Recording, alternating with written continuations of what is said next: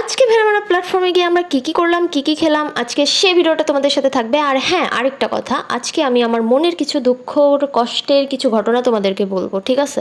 আর সে দুঃখ ঘটনাগুলো যদি তোমরা শুনতে চাও তাহলে ভিডিওটা কিন্তু সম্পূর্ণ দেখতে হবে, না দেখে কেউ বাজে মন্তব্য করবে না। তো আমি একটা কথা বলে, আমি ফেসবুক প্ল্যাটফর্মে এসেছি জাস্ট আমার স্বার্থের জন্য, তোমাদের স্বার্থের জন্য না, ঠিক আছে? আমার যেখানে স্বার্থ হবে সেখানেই আমি থাকবো। তোমাদের যেহেতু আমাকে নিয়ে প্রবলেম, তোমরা আমার ভিডিও দেখো না, তবুও আমাকে নিয়ে বাজে মন্তব্য করে নিজের বংশ পরিচয়টা জনগণকে দেখিও না, ঠিক আছে? কেননা আমার ভিডিও কিন্তু ম্যাক্সিমাম অনেক অনেক বেশি মানুষ দেখে, সেটা আমি অনেক লক্ষ্য করেছি। আর তোমরা অনেকে আমাকে মাঝে মাঝে কমেন্ট করো যে আমার ভিউ মাত্র 200 ভিউ। ভাই, আমার একটা ভিডিওতেও 200 ভিউ নাই, ঠিক আছে? আর তোমরা কাউকে আমার ভিডিও নাকি 200 ভিউ, আচ্ছা মানলাম আমার 200 ভিউ, এই 200 ভিউ কিন্তু অর্জন করতে গেলে যোগ্যতা লাগে, বুঝছো? তোমরা পারবা না, এই জন্য তোমরা ব্যাড কমেন্ট করো, আমি বুঝি, ঠিক আছে? তোমাদের সব কথাই আমি বুঝি, কেননা তোমরা আমার অডিয়েন্স, ঠিক আছে? তোমরা আমার ফলোয়ার্স, তোমাদের মনের কথা আমি বুঝবো না এমনটা কি হয়? তোমরা হয়তো বা আমাকে রাগে হিংসায় জ্বলে পুড়ে আমাকে কমেন্ট করো, বাট আমি বুঝি, বুঝছো? আমি কিন্তু অনেক গবেষণা করি তোমাদের এই কমেন্টটা নিয়ে, পরে লাস্ট পর্যায়ে আমি হাইড করে দিই, বাট আমি খুব সুন্দর করে গবেষণা করি। তো যাই হোক, অনেক বললাম ব্যাড কমেন্ট নিয়ে। আর আমি ম্যাক্সিমাম একটা জিনিস লক্ষ্য করে দেখেছি, যখনই আমার কোনো একটা ভিডিও